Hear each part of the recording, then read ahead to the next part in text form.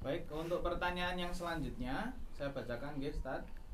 Bolehkah menerima orang yang mengembalikan hutang dengan nominal lebih? Saya dan suami pernah dibantu teman untuk menjual mobil kami sejumlah 85 juta. Kemudian uang tersebut dipakai teman tersebut melunasi hutang bank. Kami pikir baik karena membantu teman kami keluar dari lingkaran riba. Dan teman kami itu berjanji mengembalikan 120 juta meskipun kami tidak meminta sama sekali. Bagaimana hukumnya Ustadz? Apakah hal ini diperbolehkan jika kami menerima meskipun dia akan mengembalikan lebih? Begitu pertanyaannya. Sudah jelas ya Ustadz? Silahkan yang akan menjawab terlebih dahulu. Dari gambaran permasalahan yang sudah disampaikan kepada forum ya, ini menurut saya sangat cocok apabila kita rujuk kepada hadis Nabi Muhammad SAW, di mana beliau bersabda ya, diriwayatkan dalam Sahih Bukhari dan Muslim, beliau bersabda, khairakum ahsanakum qadaan fa inna khairakum ahsanakum qadaan. Sebaik-baik di antara kalian adalah yang terbaik pelunasan hutangnya. Jadi hadis ini beliau sampaikan ketika itu ada jual beli onta, ya, di mana ada orang ingin mengembalikan onta yang pernah dia pinjam ya, seperti itu. Tapi ketika dia cari di pasaran tidak ada yang onta yang umurnya sama. Artinya dia harus membeli unta yang lebih mahal. Kemudian para sahabat bertanya, kalau seperti ini bagaimana? Karena melebihkan pengembalian utang dengan syarat itu adalah riba ya, yang tentu saja hukumnya haram ya. Tapi karena tanpa ada pensyaratan ya, di sini tidak ada pensyaratan di awal, tidak ada persetujuan ya, maka Nabi Muhammad mengatakan ini adalah sesuatu yang baik ya. Dari gambaran masalah tadi, di mana ya, pihak pertama dan pihak kedua sebelumnya tidak ada pensyaratan untuk pihak kedua sebagai peminjam mengembalikan lebih ya, maka hukumnya tidak apa-apa ya. Jadi baik menurut saya, bagus juga karena ya, ini juga untuk merekatkan tali silaturahim di antara masyarakat ya, di antara kaum muslimin. Tapi perlu kita garis bawahi betul-betul bahwa jangan sampai ada kesepakatan di awal, jangan sampai ada pensyaratan. Ini betul-betul harus di garis bawahi ya. Karena sangat berbeda sekali nanti hukumnya ketika ya ada pensyaratan dan kesepakatan di awal ya. Kamu pinjam dari saya A ya, kembalikan A plus B ya, atau A ditambah B kali berapa. Nah, ini yang riba ya, ini yang riba. Jadi ini betul-betul kita perhatikan. Tapi kalau dari yang ditanyakan di mana di situ penanya tidak menyebutkan ada pensyaratan, tidak ada kesepakatan di awal ya, semuanya berjalan begitu saja tanpa ada kong kali kong, tanpa ada ya kesepakatan ya. Dari sini saya simpulkan ini tidak ada riba ya, dan boleh dilakukan. Hanya pengen mendetailkan pertanyaan. Jadi kalau nggak salah pertanyaan gini kan, saya minta tolong dijualkan mobil, harganya 85 juta. Uang tersebut dipinjam oleh teman saya untuk melunasi hutang di bank. Sekalipun kita nggak tahu, tapi baiklah untuk melepaskan teman dari jeratan riba di bank kan itu. Dan dia berjanji nanti akan mengembalikan 120 juta. Sekalipun itu kita tidak mensyaratkan. Hanya pertanyaannya menerima enggak nih orang? Kalau menerima, apa bukan as-sukut dal ala na'am? As-sukut dal ala ridho. Nah, menurut saya kok untuk kehati-hatian tidak diterima karena di awal sudah bercerita kalau saya akan kembalikan 120. Ya, kan gitu kan? Kalau dia mengatakan ya, kalau dia tidak mengatakan apa-apa, dia tidak mensyaratkan, dia tidak minta betul. tapi yang menghutang ini kan akan mengatakan saya akan kembalikan 20. Dan dia diam. Diamnya dia itu menurut saya as-sukutu ya dulu ala ridho. Nah, ini harusnya dia bilang gini, nggak usah, jangan. 85 saja pas ini. Nah, kalau sudah 85 aja dia ambil, kemudian yang hutang bilang kemudian gini, jangan. Ya oke lah 80 tak kembalikan. Tapi ini saya kasih untuk anakmu. Beda lagi kalau gitu kan, beda lagi. Yang hutang ini tidak setuju atas kelebihan yang disebutkan di awal. Iya. Nah, menurut saya untuk kehati-hatian justru malah jangan diterima. Iya. Untuk kehati-hatian. Nah, mungkin ada yang lain. Oh iya maaf, ada janjinya ya, saya nanti bayangannya sudah terjadi pengembalian. Maaf. Kecuali kalau kelebihannya itu ketika penyerahan pengembalian itu nggak masalah. Ya, betul. Artinya kondisi orang yang mengembalikan kan kondisinya Tidak mungkin di lagi awal. baik ekonominya. Ya. Ya, saya kelewatan berjanji ini.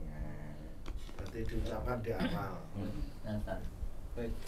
sebelum saya sedikit mulai tadi saya hampir mendahului dalam logika hukum positif alias hukum konvensional aja kan ada yang disebut sebagai gratifikasi. Saya berpikir gini tadi, kalau gratifikasi saja itu tidak didengarkan secara hukum positif konvensional, masuk syariat memperbolehkan kan. Saya tadi hampir menyela seperti itu, tapi sudah ditegaskan oleh Ustaz Sigit tadi. Ya memang karena kan di antara definisi gratifikasi itu kan menjanjikan terhadap sesuatu atau uang, segala fasilitas dunia tadi ya, sebelum terjadinya suatu perbuatan. Nanti kalau saya jadi bla seperti itu, saya kasih sekian, itu kan termasuk juga gratifikasi. Nah tadi dalam hukum konvensional itu kan tidak boleh gratifikasi. Saya berpikir ada nggak kira-kira dalam hukum konvensional itu boleh, tapi dalam syariat ya tidak boleh, tapi malah dalam syariat boleh. Itu kan tadi saya agak ganjel, tapi tadi sudah disampaikan Ustaz Sigit kurang lebih seperti itu. Dan memang kata kuncinya pada janji tadi ya, karena sudah disebut awal dan kemudian tadi saya hampir mengatakan seperti itu juga, bahwa loh kan itu ya tahu yang memberi hutang kan tahu bahwa dia akan dikasih, kok nggak menolak ya, maksudnya saya diam. Nggak menolak ya, saya tadi agak ganjel di situ. Itu apa enggak termasuk kesepakatan juga, meskipun kesepakatan secara di perasaan gitu ya, seperti itu yang juga perlu ditegaskan. Nah, jadi memang lebih selamatnya mungkin tidak disampaikan dulu atau menjadi akad terpisah seperti yang disampaikan oleh Ustaz Heri tadi. Jadi murni akad utang piutang, lalu kemudian kelebihan dari itu nanti diatasnamakan rasa terima kasih atau hibah atau sebagai bentuk merasa terbebas tadi ya. Dengan syarat tidak dijanjikan dari awal. Ya, nah, Tidak ada pembicaraan. Tidak ada kesepakatan di awal, tidak disampaikan mengenai kelebihannya tadi kan seperti itu. Jadi ketika tidak ada kesepakatan, perjanjian dan lain sebagainya, Tidak ada itu memberi pembicaraan, lebih itu ya. boleh. Boleh. Dan Nah, menerima juga boleh. boleh. Itu yang disampaikan saat imat Saat imat. asnya itu. Istilahnya Tapi kalau khairukum ahsanukum qadaan. disyaratkan atau dijanjikan di awal itu ya nggak Itu boleh. sebaiknya menolak ya. Ya.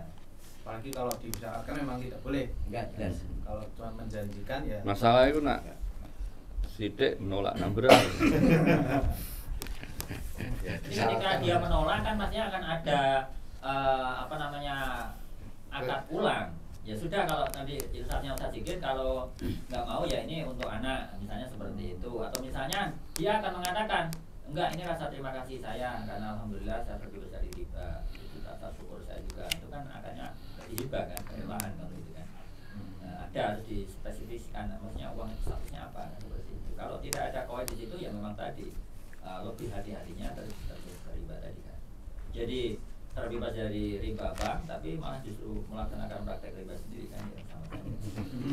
Kulu qardin jaron nafa'an. Fahuwa riba. Baik, saya rasa sudah cukup jelas alhamdulillah untuk pertanyaan. Nampaknya Ustaz Abdul Hakim mau menambah biasanya.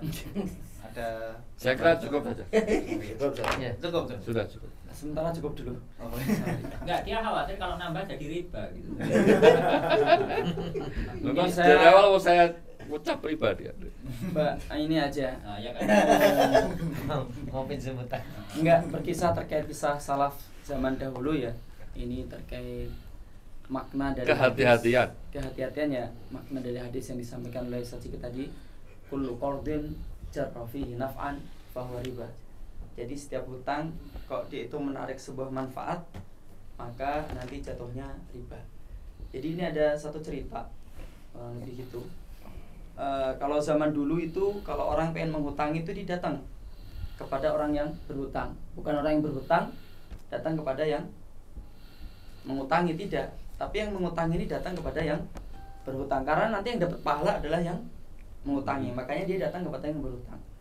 Nah, ketika hutang itu sudah dikasihkan, misalnya sedikit ngasih ke saya 10 juta, datang ke rumah saya, tak kurang lebih gitu, terus jalan pulang, ternyata hujan,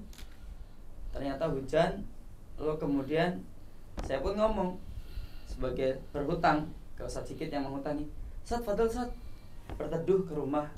Nah ini sebagai bentuk terima kasih saya karena sudah ngutangin, dan berteduh ini Sudah dihutangi. ya karena sudah dihutangi. Nah, otomatis kan ini ada manfaatnya. Beliau ngutangin anak 10 juta, ada manfaatnya, bisa berteduh, dan ini masuk kategori riba walaupun tidak berupa uang karena ada manfaatnya tadi itu. Nah, wallahu ta'ala alam. Memahami kullu qardin jarra naf'an sampai seperti itu. Ah. Walaupun kalau toh seperti itu tidak riba. Saking kehati-hatiannya ulama dulu memberikan tempat berteduh saja dianggap riba. Oh, saking hati-hati. Saking hati-hatinya. Apalagi sampai menjanjikan seperti ini. Jadi masuk dalam itu faman ittaqa asyubhat itu.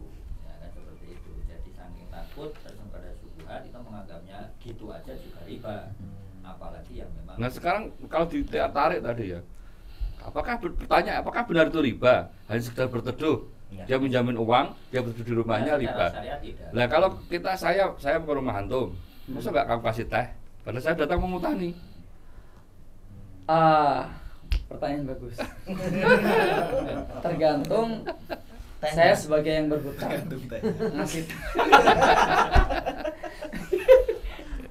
ngasih tehnya itu niatnya apa? Apakah niatnya sebagai menghormati tamu? Maka dalam hal ini tidak riba. Makanya istadalla tahtal bait itu tentunya tidak masuk dalam kategori riba. Nanging kalau kehadiran para ulama salaf, para sahabat ini takut kalau itu dia termasuk dalam naf'an, jaro naf'an tadi. Masya Allah.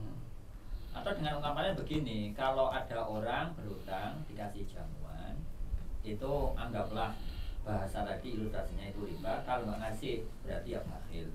Jadi itulah. Tapi secara syariat tidak riba. By the way, kullu qardin jarra naf'an hadis apa?